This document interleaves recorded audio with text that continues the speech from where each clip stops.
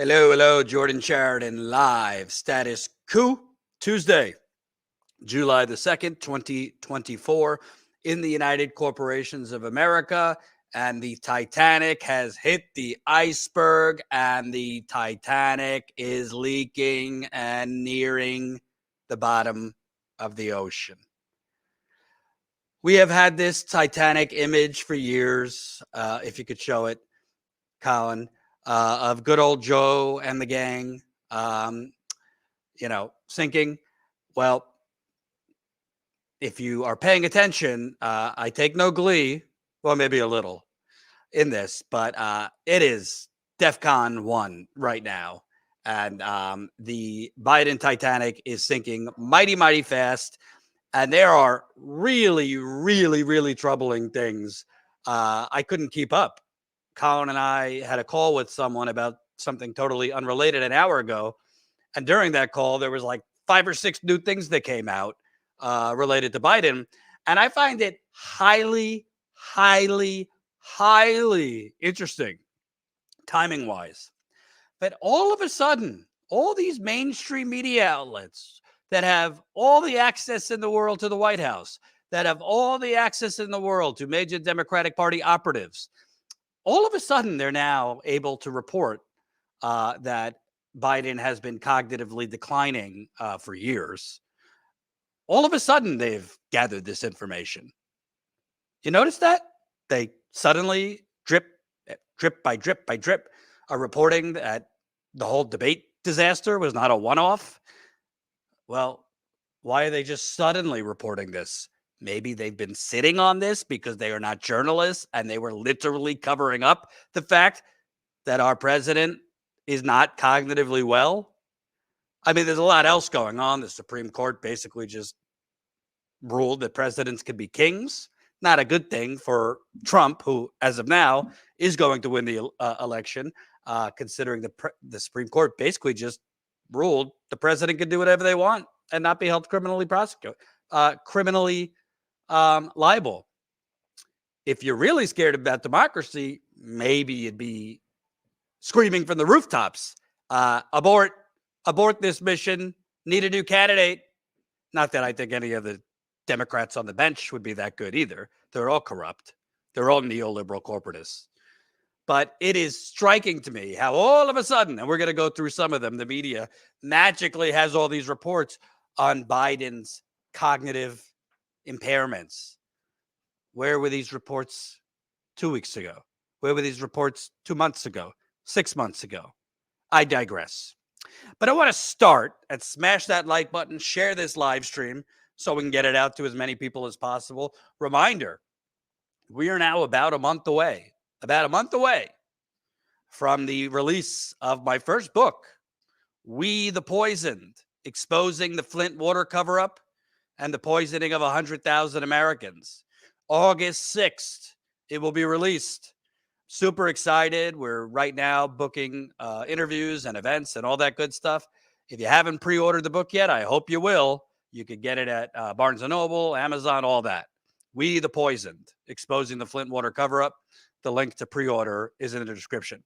We're going to get to all the articles and the new polls that just leaked. These are internal polls. So polling that Biden super PAC uses, showing Biden after his cognitive hardware malfunctioning, after the debate, he is getting crushed. I don't think it's, at this point, I hate to be a political pundit and a predictor of things.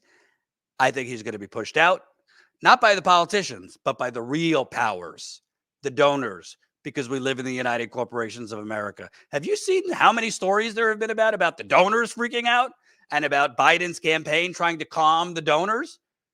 Not as many stories about Biden trying to calm, I don't know, the American people. Not as many stories about his campaign trying to calm, I don't know, the American people. It's all about the donors. It's almost like our country runs by rich, plutocratic aristocrats. And the media just has normalized that. But I digress. I want to start.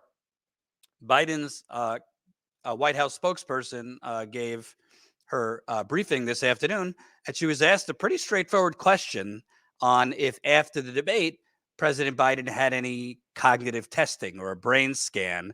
Her answer should trouble you. After the debate, did the president get examined by a doctor, or did he get a neurological scan? A neurological scan? Look, what I can say is that, just to take a step back, it was a bad night. We understand that it was a bad night. And the president has spoken to this. And he understands that.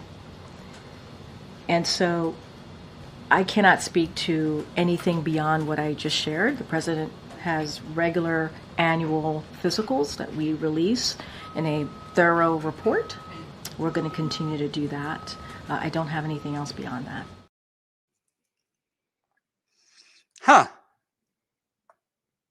Everybody, take a step back, as she says.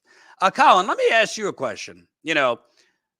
Let's say April 2020, when COVID is brand new and everyone is getting COVID and you got 3,000 people dying a day. If you and I were on the road and you were coughing or this and that, or I was coughing and, not well, and you asked me, hey, have you got a COVID test? And I was like, and at that point, there's 3,000 people dying a day. And I said to you, let's take a step back. Let's take a step back, Colin. Yada, yada, yada, blah, blah, blah. Did you see the Yankee game last night? And I wouldn't answer. Would you find that troubling?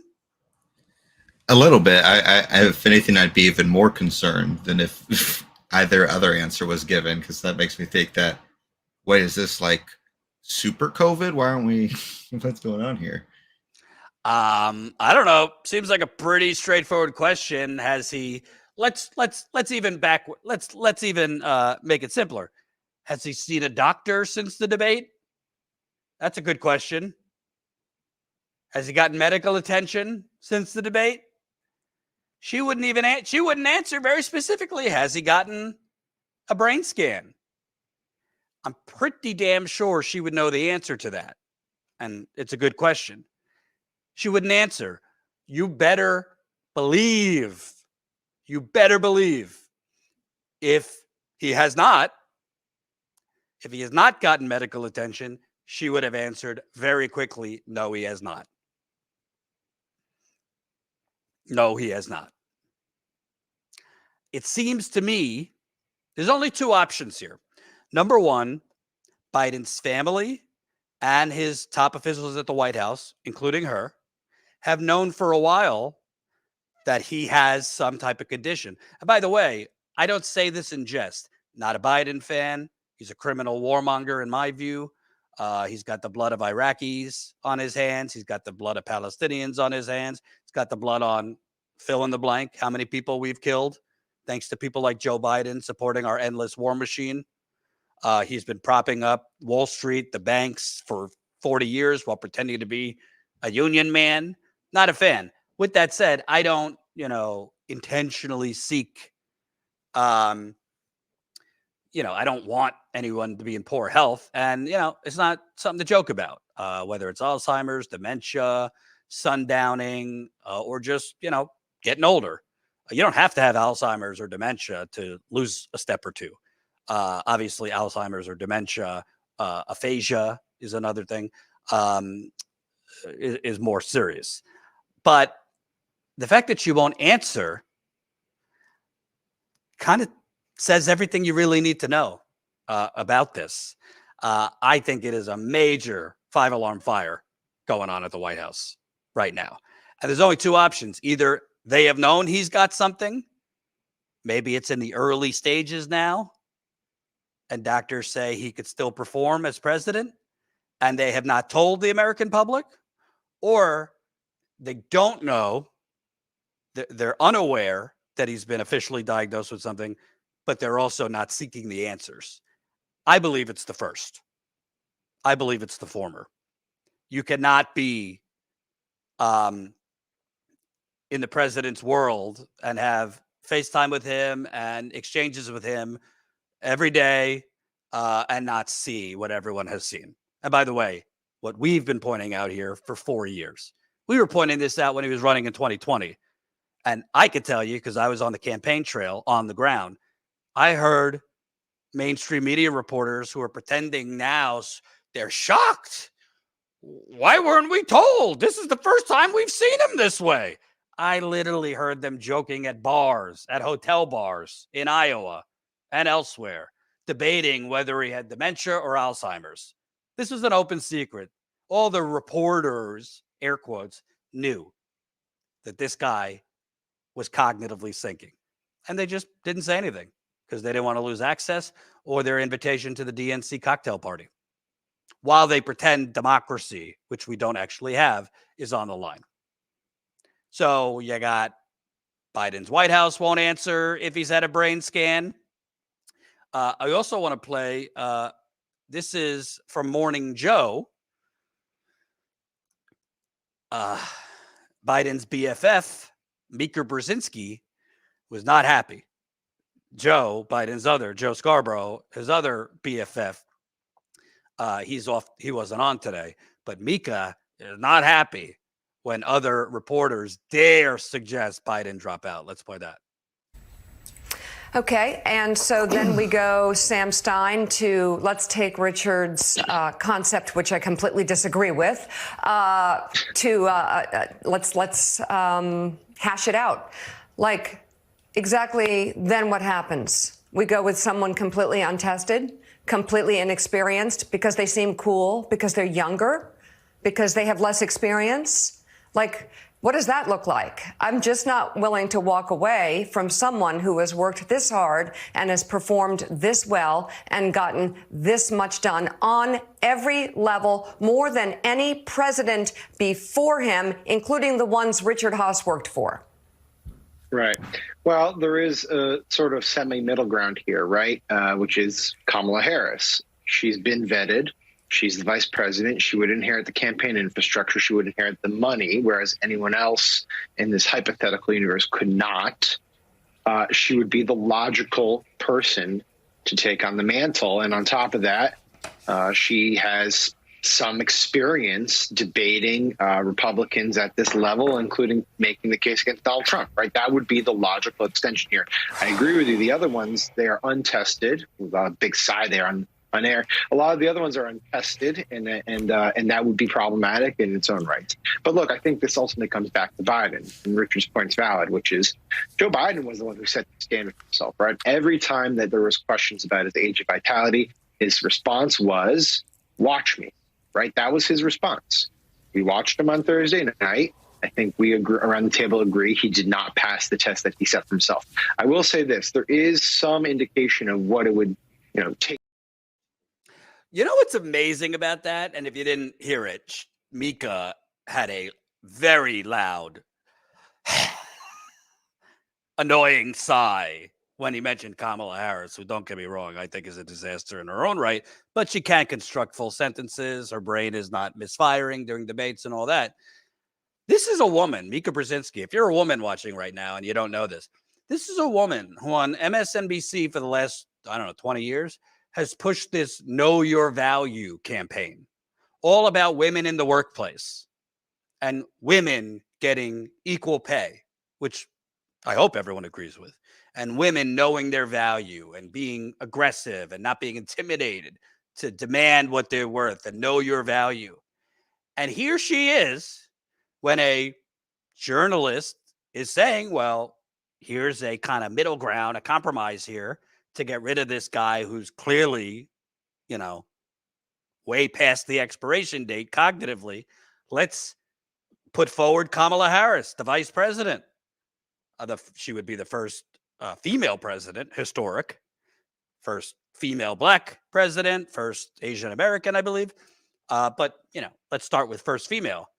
And she makes a sigh, Mika Brzezinski, who has been running I don't know if it's a charity or some type of campaign on basically women's rights. She sighs at the potential first woman president? How's that for identity politics? The Democratic Party created this machine called identity politics.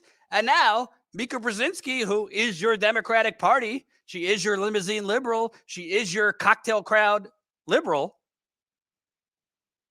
she sighs at this. I don't know. Doesn't seem like she's being true to her, know your value shtick. So you got Biden's White House will not answer if he's had a brain scan since the debate. You got Morning Joe having a meltdown. Also, and I played this this morning, but if you missed it, I want to get to what I think is the mini scandal within the larger scandal that we clearly have a president that's not cognitively there. I should point out, I don't think Trump is completely cognitively there.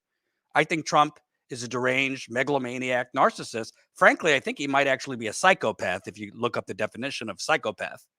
With that said, he, at this point, can finish full sentences. However, don't you find it kind of interesting that all of a sudden these journalists are suddenly now emptying their notebook? And story after story after story about, oh yeah, Biden, this isn't the first, this is not a one-off. There's been other cases. I want to show you Carl Bernstein, who's been living off of the Watergate story for the last 40 years. Hasn't done much since then.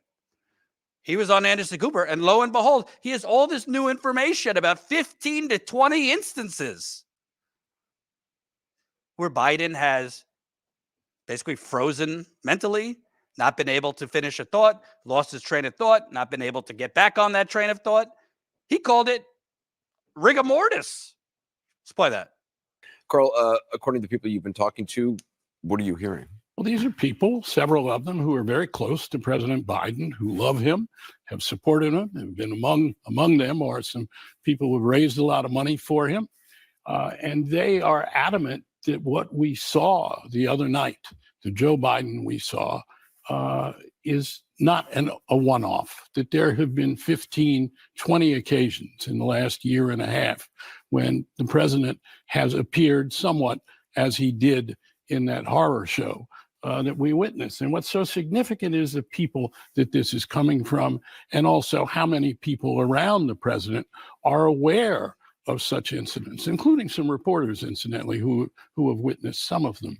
But here we see tonight, as these people say, President Biden at his absolute best.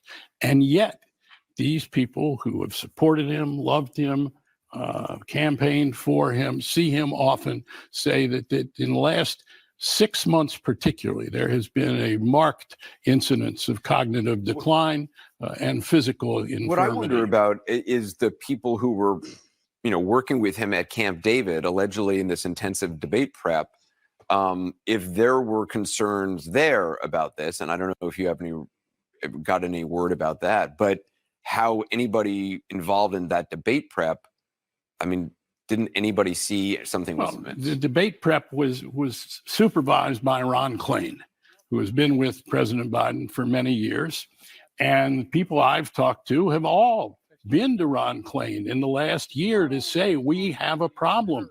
We have a problem such as we saw the other night, that there have been numerous instances where the president has lost his train of thought, can't pick it up again.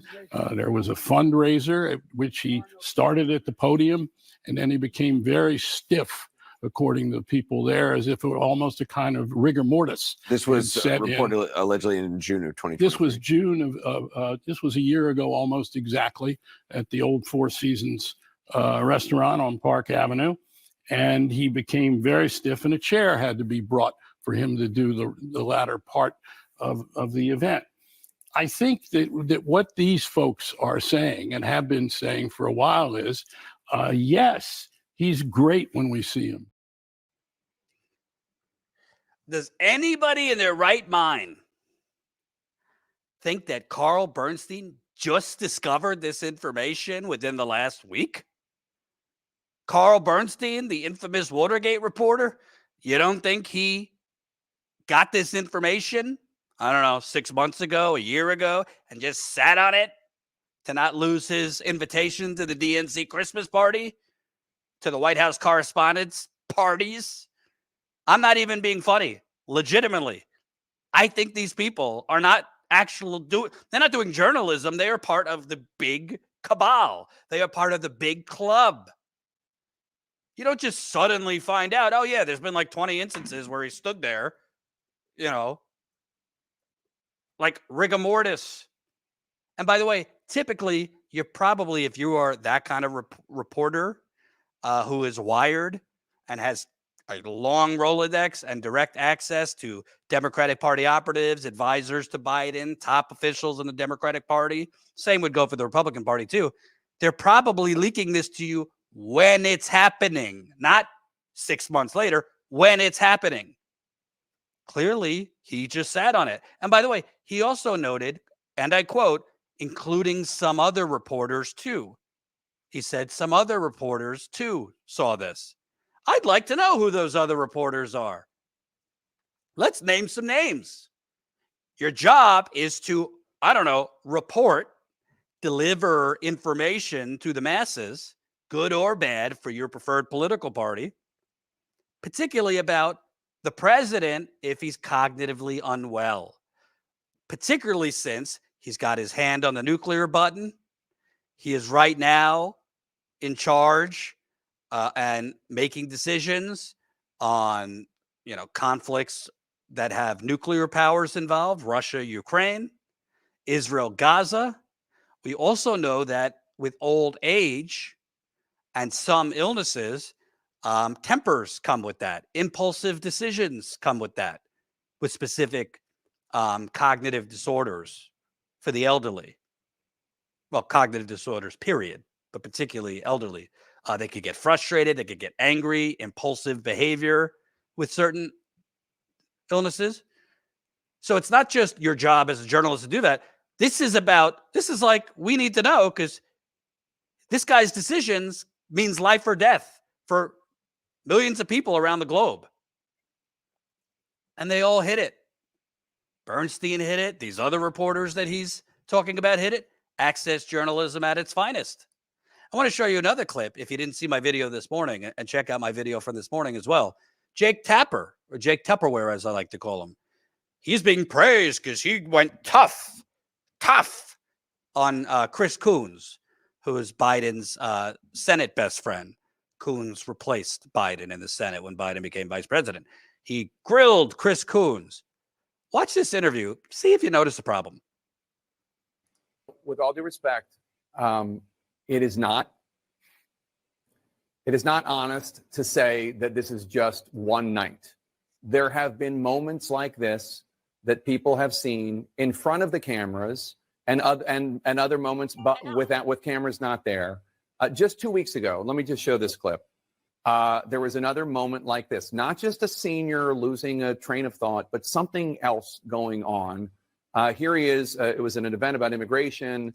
He tries to introduce DHS Secretary Mayorkas, and there's some sort of glitch. I don't know what it is. Let's roll that tape. Thanks to all the members of Congress and Homeland Security Secretary. I'm not sure I'm going to introduce you all the way. But all kidding aside, Secretary Mayorkas. I don't know what that was. That doesn't trouble me at all, Jake. Wow. I wonder what does trouble him then. If he saw a husband beating his wife, that doesn't trouble me at all, Jake. If he saw a pickpocketer pickpocketing from an old lady, that doesn't trouble me at all. Did you notice Jake Tapper said there's been incidences in public, there's been incidences in private? Well, I don't know. Colin, tell me. I know you don't watch CNN that much, but you keep up on the news, and you work for Status Coup, so you know what's going on.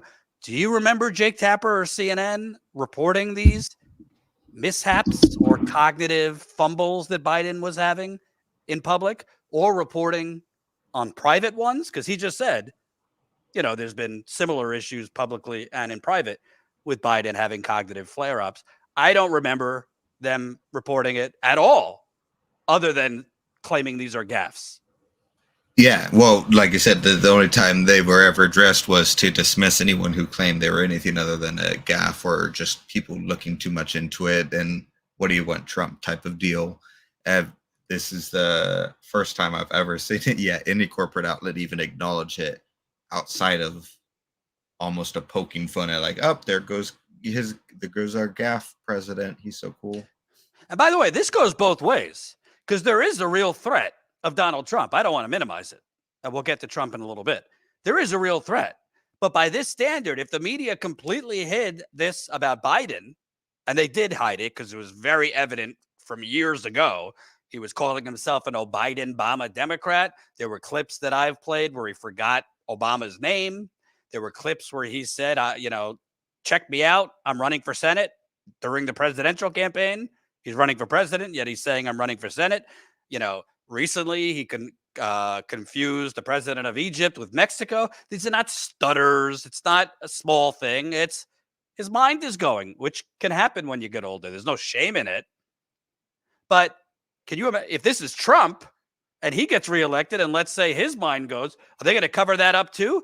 Because I'd be hella scared if they're covering up that Trump might have Alzheimer's or dementia or something when that guy's finger is on the button.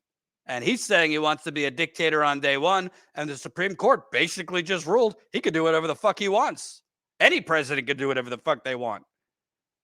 And they are immune, which we'll get to in a bit. Probably we'll get to another day. I'm looking to talk to a lawyer about that. Well, the chicken's coming home to roost, folks. The chicken is coming home to roost. The DNC had a call with panic donors last night. If you haven't noticed, the media has been covering, and the Democratic Party has been communicating more to the donors than the actual American people. They've been trying to calm down the donors more than the American people, and the media have just reported that like that's a normal thing. It's a normal thing that there's this direct line between politicians and billionaires. That's just a normal thing. Colin, play the clip. This was part of the DNC call where they were basically gaslighting millionaires and billionaires.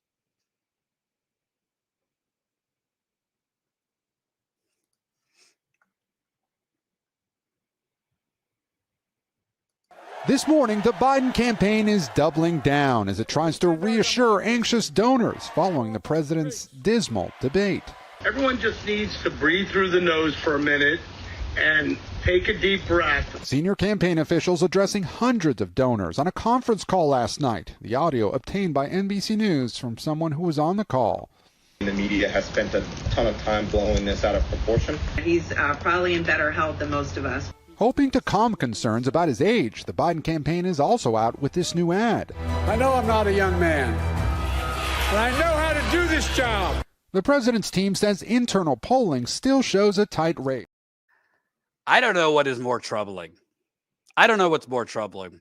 The fact that our media reports as if it's a normal, not corrupt thing, that politicians who are supposed to represent us are doing calls with 300 rich people. Well, Jordan, they need to fundraise to, run campaigns. Well, Bernie Sanders and other progressives have shown if you actually run on, this radical thing called principle, on humanity, on fighting for working people and the downtrodden, you can compete. You don't need to suck the cocks of millionaires and billionaires. Excuse my French. Hope my mom's not watching. But it's just reported as normal on a call with 300 plutocrats. Yes, we have a democracy. We live in the United Corporations of America, and our media and society has normalized, legalized bribery and corruption. Biden shouldn't be calling donors. The Democrats at his campaign shouldn't be on the phone with donors. He should be out there trying to prove that he's not senile. But because we don't live in a democracy, because we live in an oligarchy, go check out the Princeton study from 2014 that said we live in an oligarchy, not a democracy. Our media and the politicians' focus is on calming down the financial sugar daddies and mommies. It's pretty sick. Well, let's show that Titanic again, Colin, because the polls are in. The polls are in, and Biden is sinking after this debate. Absolutely sinking. If you have that screenshot, Colin, this is from an internal InfoLab, I think it's called. InfoLab. It's a trusted pollster. They're not like a public pollster, but this is used for internal polling. Campaigns use it, super PACs use it, etc. But this is post-debate. What the results are, particularly in battleground states, and they are not good at all. I don't know if you could zoom in there, Colin. If you look at Michigan, before the debate, Biden was down about 5 points. Now he's down by 7. A swing of 2 points. He's down. So he's down by 7 points to Trump in Michigan. A lot of experts have said if he doesn't win Michigan, Wisconsin, and Pennsylvania, he's toast. He has to win Michigan to be reelected. Pennsylvania, pre-debate, was down about 5 points. Now he's down over 7 points. A swing of 2 additional points down. Wisconsin, before the debate, was down about 2 points. Now he's down over 4 points. A drop of 2 points. Now, oh my Lord, Virginia, which is a kind of a swing state, but Democrats have been winning last few years. Before the debate, Biden was up about 1.5 points. Now, it's basically tied. New Mexico, not a swing state. Democrats win New Mexico. Biden was up 2 points. Now, essentially tied. Minnesota, Biden was up over 2 points. Now, close to tied. Arizona, say goodbye. Biden was Trump was up over 7 points. Now he's up almost 10 points. Georgia, same thing. Now he's up 10 points. North Carolina, Biden was losing over 8 points. Now he's losing over 10 points. These are not recoverable numbers in 4 months. These are not recoverable numbers in 4 months. I don't know what Biden could do that even if let's say Biden has, he's doing an interview this Sunday, it was announced, with George Stephanopoulos. Let's say did a few more interviews. Let's say did a couple rallies, press conference, and he didn't have any stumbles. Okay. The polls might get better for him, but he's down so far, particularly in the swing states, that it would go from him being down 10 in Georgia and Arizona to maybe being down, 7. It would go from him being down in Michigan, 7 now, maybe he'd go down 4. So even if he had improvements, which is a big if, because at this point, it's unclear if he could do an interview without completely stumbling. It's unclear if he could do a press conference without completely stumbling. And he has no margin for error at this point. One stumble, the media can no longer gaslight you. We've seen it with our own eyes. They cannot gaslight that it's a gaffe or a stutter. We all know it's not the case.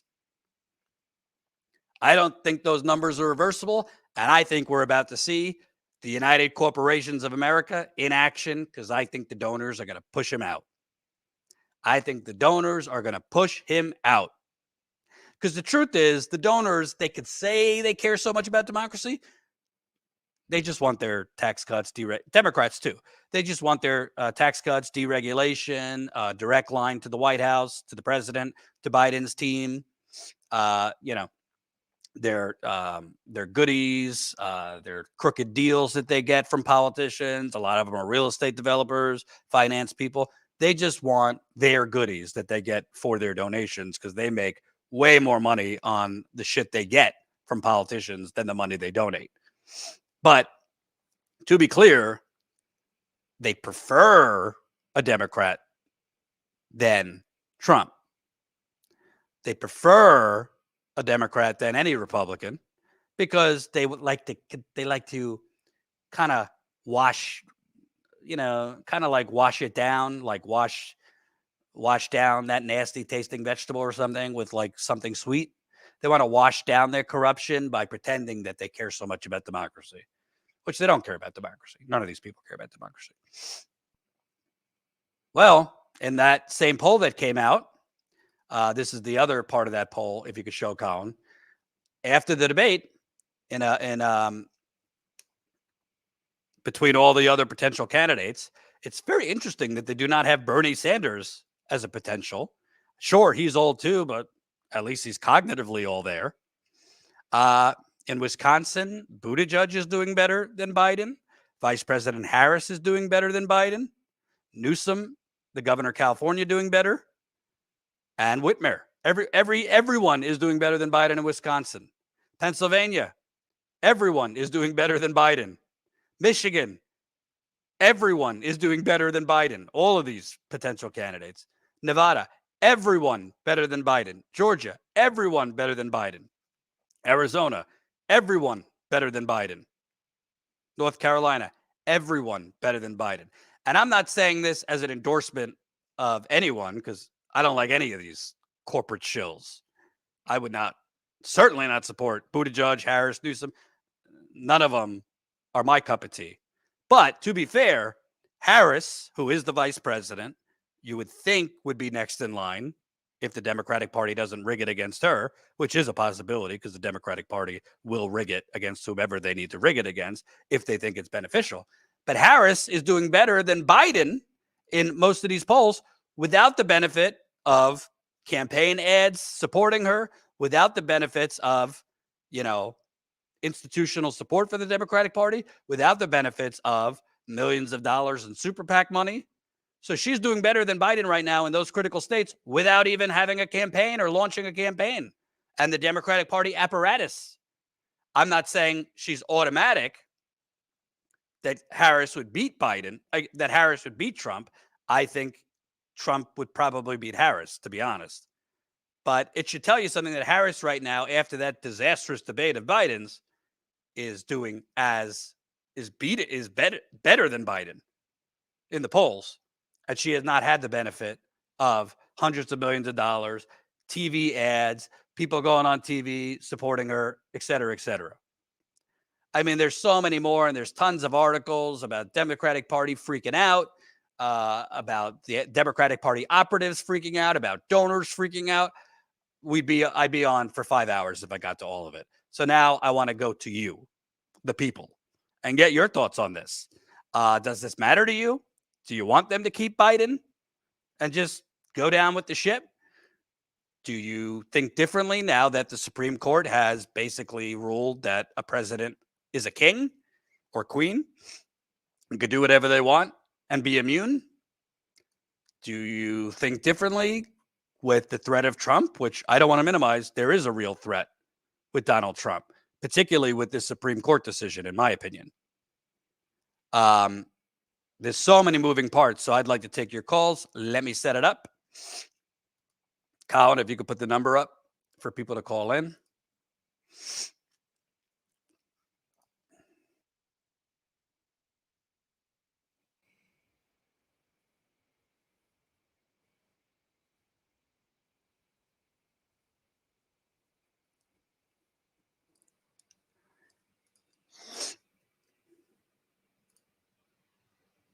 All right. And smash that like button. Share this live stream so we can get it out to more people. Please, please, please. Super chats are very, very much appreciated. Please, if you can, become a Status Coup member. StatusCoup.com/join.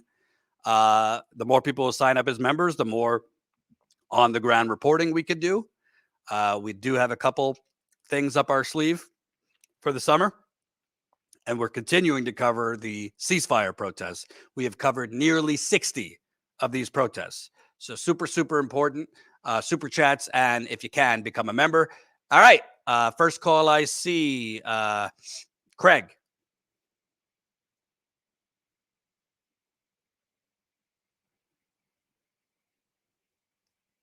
You there, Craig? Hello? Hey there. Hi, Jordan. It's me, Joshua. Oh, okay. Hey, Josh. I'm calling about the fact of what you said, that the ship is sinking. And I was thinking about the fact that we're 24 years past 2000s and that there were lessons that should have been learned, especially after both of Bush's terms. I've been thinking about the fact that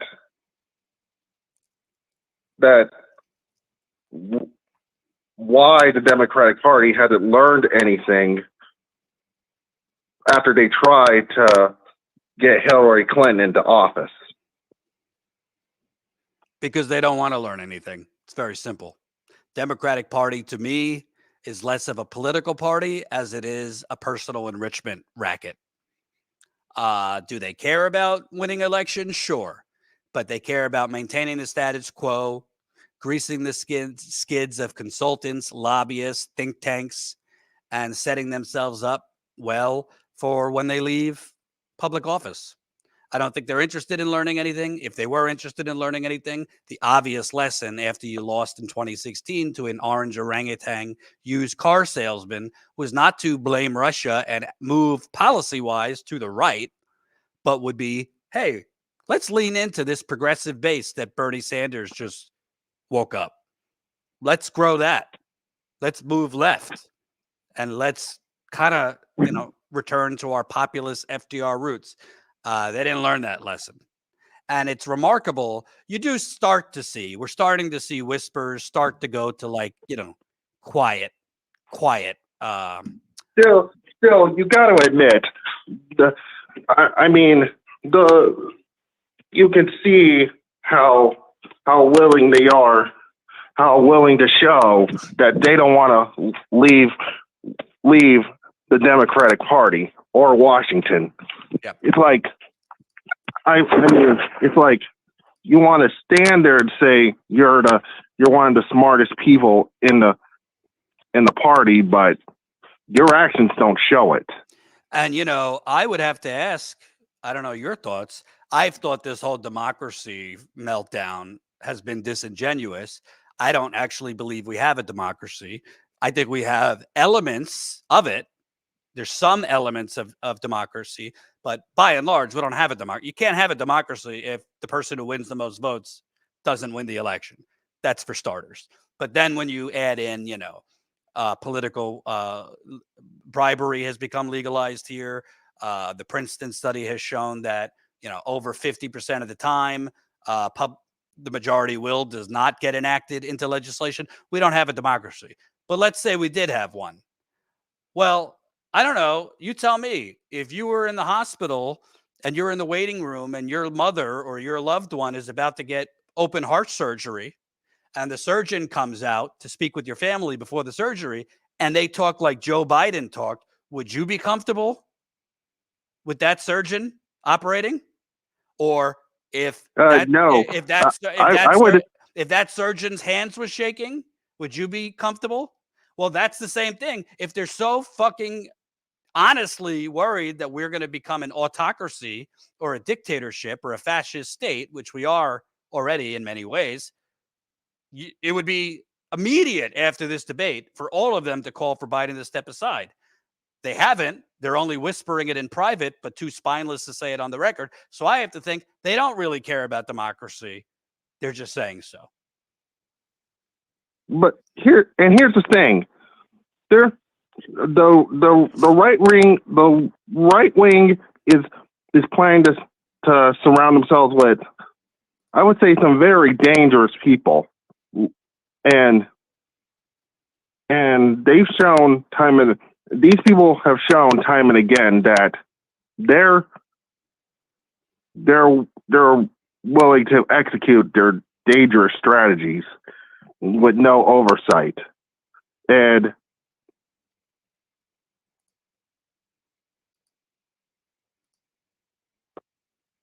I've heard how dangerous these people are, and I agree. But you want to know something? And this isn't me saying that I support someone like this, because I don't. By policy, he's another corporate hack. But let's put out a guy like Gavin Newsom, for example. If you honestly cared about I democracy, don't like him at all. I don't either, but just go with it for a second. If the Democrats actually cared about democracy, capital D, and actually cared about beating Trump, and the mentality was, we're going to do whatever the hell it takes, beg, borrow, or steal to beat Trump, then they would be calling for Biden to drop out, and they'd be pushing someone like Gavin Newsom. Not because of policy, but because he's younger, he speaks well, he debates well, he trolled Ron DeSantis and other Republicans with commercials. He's younger and more vibrant than what we have now. This is not talking about policy. So the fact that they're not doing that and not pushing someone who obviously could give it back to Trump better tells me they care more about safeguarding their positions in the Democratic Party cabal, not losing their invitation to the DNC Christmas party, than they do about democracy. Because if the house is on fire, you know what you do? You get the fuck out. And you get your animals and children out. You don't just, pick, pop open the recliner and say, oh, I hope the fire department gets here in time. You run the fuck out. They're not doing that, which tells me this whole democracy thing is not legitimate, because there is no real coming back from Biden's debacle. It's because the Republicans are going to be playing that on loop in every swing state from now until November. And most people start paying attention a week or so before the election. Well, most people who see that, it's not that they love Trump, but they're going to see that and say, I can't vote for this guy. I'm just not voting. So it might not even help Trump in terms of people voting for him. It might help him in just way more people staying home. Any other thoughts you have? No, that's about it. But I'll call you later with more. All right. Thank you, sir. All right. All right. Bye. Moving on now. Ellen.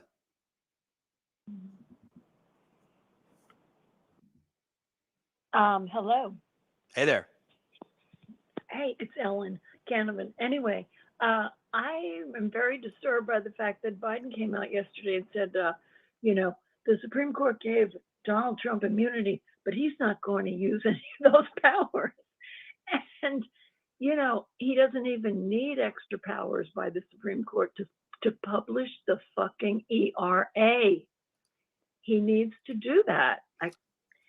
And also, he needs to find. You're talking about the Equal Rights Amendment?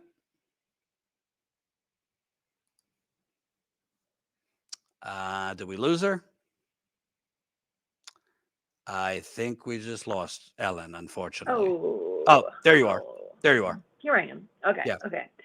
So, and someone this morning was saying, but he's surrounded himself with such a good cabinet. And I'm like, yeah, first thing I would do if I were Biden is fire Merrick Garland, Chris Wray, Jerome Powell, and Louis DeJoy, period. Anyway, I just wanted to say that. I think he should step down.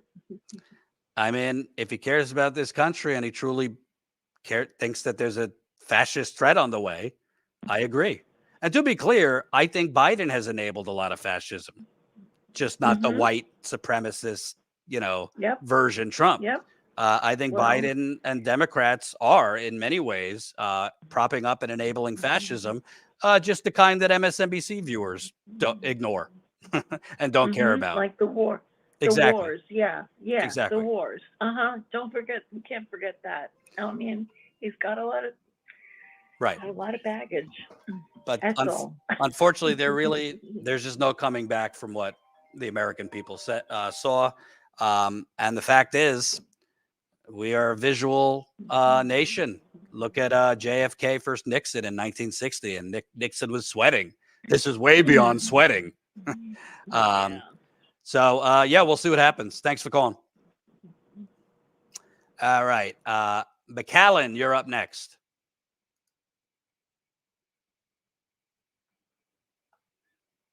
McAllister? Oh, McAllister. Sorry, it said McCown. Oh, you're good. I mumble a lot. It's a pain in the ass. That's okay. I basically was trying to look on, like, I guess, relatively the bright side with the Chevron thing. Will that maybe have any impact on the DEA or the ATF? Just especially with rescheduling coming up, is that going to make any difference? Do you think, or is it we're just fucked either way? Oh, we're fucked either way. Before this and after this. For those that don't know, the Supreme Court also this week or last week basically ruled that, agencies don't actually have the power to regulate, and we'll just leave it to uninformed, unelected judges. I wish I was making this up, but that's what the Supreme Court ruled. So from the EPA to the FDA to the CDC to the DEA, regulators at the moment are kind of, their regulations are without teeth and can be challenged by every special interest known to man, which I would say will affect pretty much everything. I mean, I will say, I don't want to say it doesn't make things worse, but we also have to remember we live in the United Corporations of America. So regulators already didn't have much teeth. For example, the 2008 financial crash happened. We had regulations in place. We had regulators sounding the alarm. They just were ignored because Wall Street, and we had to let Wall Street do whatever they wanted. There was regulatory agencies saying, these subprime mortgages look like a house of cards that are going to fall. Same thing with the EPA. I've spoken with EPA officials off the record that say, oh, yeah, we're fucked with the PFAS, the forever chemicals that are in all our water, a lot of other things. But EPA is not going to do much about it because of industry and business. So I think there's a lot of like a big thing with Teflon at one point. Yes. Yeah. PFAS come from the manufacturing of non-stick cookware like Teflon. So we have a lot of regulatory agencies that are writing regulations, but they're basically just discarded, or corporations break them knowing that they're going to just pay the fine. And that's just priced into their cost of doing business. I mean, hell, look at Boeing. They were knowingly making shoddy planes that were falling apart in air. We have regulatory bodies that are supposed to be overseeing Boeing, and they're just going to get a massive fine. And the media is pretending that, oh my God, a historic fine. $250 million to Boeing is a fart in the wind. Norfolk Southern. I was so hoping there was going to be something different with it. Nope. As of now, no potential for criminal charges. Civil settlement. Norfolk Southern intentionally, as we've been exposing here for over a year, intentionally chemically nuked. This is like the shit of, Hollywood movies. A railroad company nuked. What was that organism in the water you showed? There was like a white organism or something growing in it. What was that? Oh, that was in West Virginia. That was surfactants. Oh, my bad. Yeah, that's surfactants. Now in West Virginia, the water is coming out orange as an update to that story I covered. But in the case of Norfolk Southern, they unnecessarily nuked this town in Ohio. It affected Pennsylvania. It actually, I'm speaking to a toxicologist who is saying that it went over at least 8 states, including Canada. And I'm going to try to interview him soon. But there's not even a criminal investigation into them. So in some ways, the Supreme Court basically just formalized what was already happening, where regulatory agencies were being discarded anyway, unfortunately. But to answer your question, it certainly impacts every aspect of life, from the food your children eat to the water we all drink to the air we breathe. And I think it is extremely troublesome when all we're going to have now is regulators and agencies making regulations, immediately being challenged in court. Then we're going to have these long, drawn-out court battles, like where rich special interest groups could just drag things out, like Trump is using every political advantage because he has money to drag out these cases, to stonewall, delay, appeal. And in the meantime, people are going to be made sick. And whether it's water, air, food, you name it. And that's not the only regulations that matter. There's regulations for media. There's regulations for, transportation, you name it. So, we didn't even mention the Supreme Court just basically criminalize homelessness too. I just did an interview earlier today where we're probably going to post tomorrow. Supreme Court basically banned what they call public camping. That was a case out of Oregon. And public camping is essentially homelessness. So now homeless people were already kind of criminalized, but now it's official.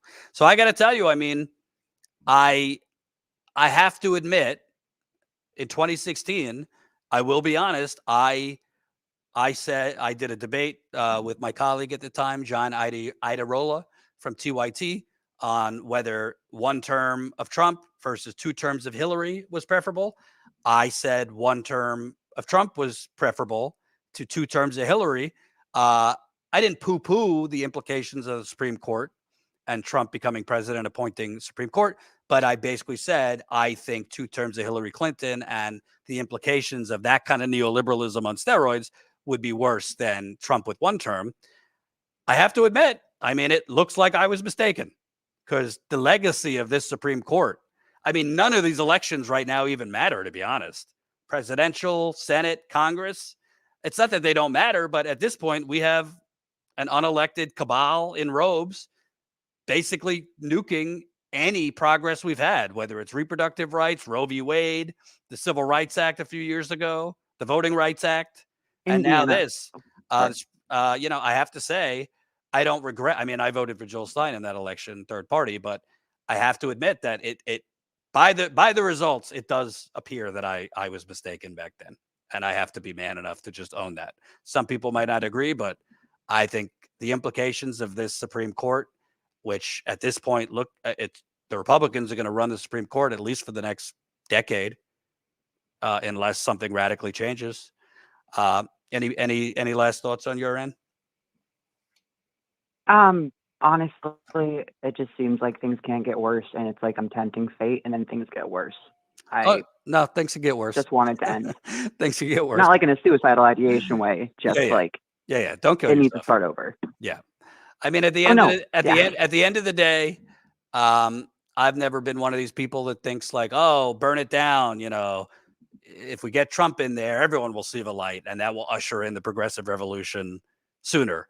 I wish, but that's way too optimistic. I think we already have evidence of that. We already got Trump in, and the Democratic Party moved further to the right. They didn't learn anything. And we got, you know, in response to Trump, we got a bunch of Justice Democrats and, you know, air quote progressives who ran on, you know, taking it to the Democratic Party and bringing the ruckus to the Democratic Party. Well, AOC just did a major ad for Biden. How's that for bringing the ruckus to the Democratic Party? So he's kind of a cuck now, unfortunately. Yeah, I think our best hope is continuing to get involved in the labor movement, the resurgence of labor, union organizing, worker strikes, and all that. I'm not saying don't vote. I think everyone should vote. It's up to you who you vote for. But I'm going for Stein this time. There you go. So, all right, let me get to the next person. Thanks a lot. Cyrus, you're up. Hey, can you hear me? I can. Yeah, thank you for having me on. Your media network interviewed me while there was a March for 15 out in Las Vegas. I'm actually living here right now. I think that, well, first of all, speaking of Vegas, it's really dirty here. The establishment runs and literally swarms over the casinos and the phony labor unions. And we often have an illusion of choice every other election year. But I think there are things it's so dirty in Vegas that after the progressives won and took over the state Democratic Party, the establishment Democratic Party in Nevada stole all the money. They took all the money out of the account. So when the progressives took over the state party, there was no money in it. That's how dirty it is. Yeah. And I remember having good talks with the chairwoman, Judith Whitmer. I mean, even though we disagree on many issues, but see, that's the problem, though. I think that what we need is to find a way how to really unite at least 70% of the country. We had the opportunity to do that during the Occupy and the Tea Party movement, the idea that we want dirty money out of politics on a number of issues, but This is why they accelerated identity politics afterwards. They didn't want to fix the financial system. Right. That was the whole point. But the problem I have with many of the anti-establishment progressives is that they have to, kind of move away from identity politics and stop with their talking points.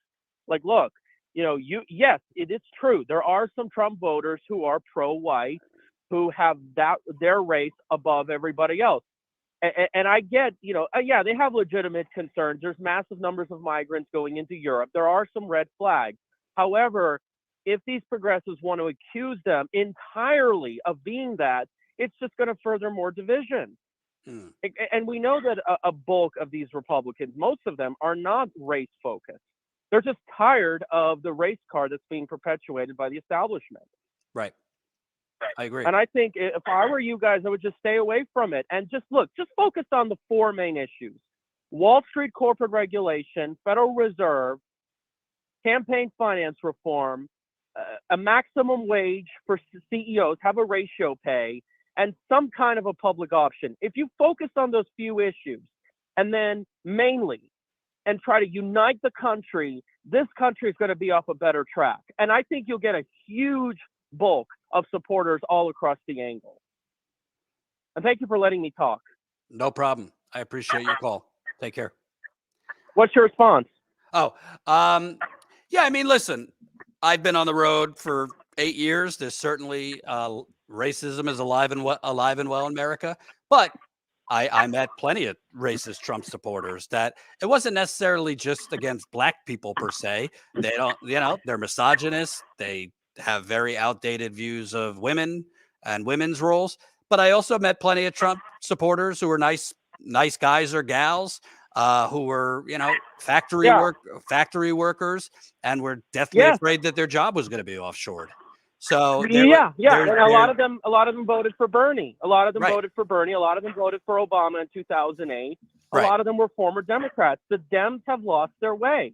That's basically all it is. And yeah, there are some of these whatever types you want to call them. I mean, Patrick Casey, he marched in Charlottesville. He discriminated against me because I was Persian. I'm like, well, I mean, it's like, well, why would you just judge me from the outside? Maybe I can help you. Maybe, it's just, yeah, it's what they are. But, but the bulk of the Trump supporters, I think if we can get on those issues, they'll be able to jump on board. And I think we can bring unity. But thank you for letting me speak. I appreciate it. Absolutely. And I actually think the bigger opportunity to unite Americans is reaching out to the largest voter group. And it ain't MAGA. It's the non-voters. 100 million people in this country do not vote. 100. They're the largest in the state of Nevada. And they are not voting because they are tired of corrupt politicians on both sides, and they are tired of people who are not actually speaking to their issues, which are gentrification, the rent is too damn high, figuring out a way to stop working 2 to 3 jobs, daycare, childcare for their kids, poverty. No candidate on either side is talking. Well, you can boost the birth rate. I mean, everybody's talking about, especially on the right, to boost the birth rate. You need to lower the cost of living. And I do think there are ways we can compromise with these so-called extremists, you call them. These people in Charlottesville, they just want to be left alone. They want to have a section of America be left alone. And I mean, I think if that's what they want, I mean, we can't change their minds. And I don't think it's that hard, to be honest with you. Absolutely. I agree. Like Idaho, Montana, I mean, just leave it the way it is. I mean, got it. Yeah. All right. I got to get to the next person. Appreciate it. Great pleasure. Thank you. Bye-bye. No problem. All right. Brian. Hey, how's it going? Hey there. So, I just want to say, I mean, let's hypothetically, let's say all the numbers stay where they are. Approval ratings for Biden, everything like that. And then election time comes and Biden wins this thing. For a majority of the population that thought this, or not a majority, but for a large percentage that thought this thing was stolen 4 years ago, I mean, it's going to lead to a civil war. There's That's no a way great. That's a anybody's going to great. believe. That is a great point. I didn't even think about. Wow, you're right. So they're going to have to do something. I don't know how they're going to get his poll numbers up, but if he goes into this election at 30% or whatever he is, that's it. That's going to be the end of this thing. Well, I mean, to me, the worst number, obviously, the battleground states that he's down so much right now. But the poll that came out after the debate that I think 72% of Americans don't think he's mentally fit. So if he somehow wins, yeah, I mean, there's major ammunition to people who already buy Trump's bullshit. But I think even people who are not hardcore MAGA and aren't really just easily susceptible, there might be more people wondering who are sensible people. Wait a minute, how the hell did he win? if all these numbers, his approval rating was the lowest for any incumbent president, 70-something% thought he was mentally unwell. So it definitely is creating that kind of potential for violence, and certainly for Trump to do a repeat of Stop the Steal, only much worse. Yeah, but he's actually going to have a case this time around because it's going to make no sense to anybody how it happened. Right. I got to tell you, I mean, I know very few things for sure in life. I've been covering politics for over a decade. I don't see a way Biden can win at this point, because even before this debate, I think he was on it was a 50-50 whether he was going to win the 3 states he needed to win. He can't win Michigan. He can't win 2 out of 3 in Michigan, Pennsylvania, Wisconsin. He needs to win all 3 because he's not going to win Arizona. He's not going to win Georgia. So he doesn't have any room for error in those 3 states. And he was already in many polls losing in Michigan because he's lost significant portions of the Arab American vote because he's created a blank check for Israel's genocide. He is down among black voters in Detroit, in Flint, and Democrats need to overperform in places like Detroit and Flint, which are the majority black cities in Michigan. Wisconsin, I mean, the New York Times has reported on this. Milwaukee, he's down among black voters. That is why Hillary Clinton lost Wisconsin in 2016, because black voters did not come out for her in Milwaukee. So that was before. And now you have this. And again, it's just going to be I have covered congressional races where you just sit in a hotel and it's 5 or 6 ads an hour, the same ads over and over against the candidate. That's going to be the case in all these swing states. And Trump's people are not going to have to run much other than Biden malfunctioning on debate stages. And I don't think if Biden stays in, he's going to have to do another debate. And he's probably going to have to do several more press conferences. And the stories you're starting to see leaking out now about, there's been other instances where Biden was kind of losing it mentally. That's going to go from a leak to the dam breaking. I guarantee you're going to have more stories from major outlets. Wall Street Journal already did one, where they reported at the G7 with other foreign leaders, he lost his train of thought. And Anthony Blinken, the Secretary of State, had to step in for him and finish whatever the conversation was. There's going to be more of that. So I don't think there's a chance for him to win. I'm not a Kamala Harris person. I'm certainly not a Gavin Newsom, Gretchen Whitmer person. I'm not endorsing candidates. You vote for whoever you want. But I will say, politically speaking, right now, I mean, George Santos might have a better chance than Biden. A turd sandwich might have a better chance because the American people, for the most part, don't really vote on policy. They vote on emotion, connection with a candidate, gut feeling, trust. And they're not going to have any of that with Biden. Well, here's the thing with Gavin Newsom. I've been thinking about this. So have you really ever heard him talk too bad about Trump? You really don't. And I think the reason is his ex-wife is dating Trump, is engaged to Trump Jr. If anybody's got dirt on him, she's got all the dirt on him. So you can't run in politics with somebody that, listen, I guarantee you, right? And anybody's rise up the political ranks, something happened to get there. So I don't even think he would even get involved trying to go against Trump right now, just because of who knows what could come out. Absolutely. I agree. All right. I got to run. Thanks, Ben. I appreciate it. Thanks.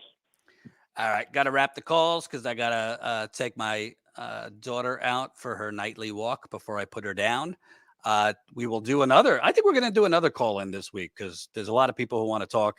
And there's honestly, I mean, there's so much news. Every time I, go away from my computer for just a little bit, I come back. There's 3 more stories about,